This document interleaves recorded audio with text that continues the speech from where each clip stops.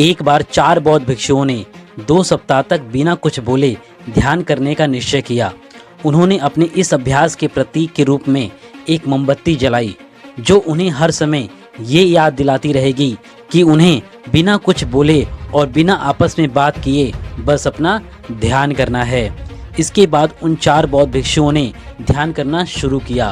पहला दिन खत्म होते होते वो मोमबत्ती टिमटिमा कर बुझ गई। ये देखते ही पहले बौद्ध भिक्षु ने कहा कि ये देखो, ये मोमबत्ती तो बुझ गई।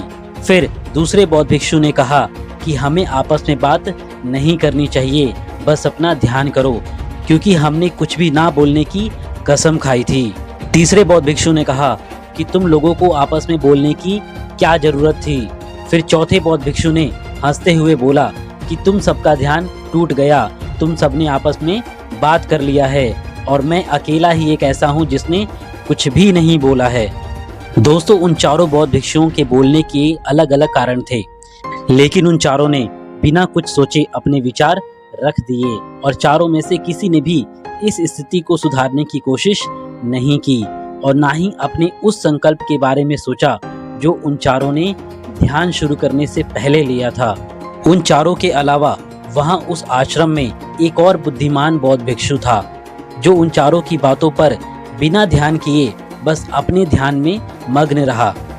दोस्तों, इस कहानी का सार यही है कि ठीक इसी प्रकार ही जब हम अपने जीवन में कुछ बड़ा करने या कुछ जीवन में बनने का संकल्प लेते हैं, तो हमारे आसपास ऐसी बहुत सी घटनाएं होती हैं जो हमारा ध्यान अपनी ओर आकर्षित करती हैं, हमें अपनी राह और अपनी मंजिल से भटकाने की कोशिश करती हैं।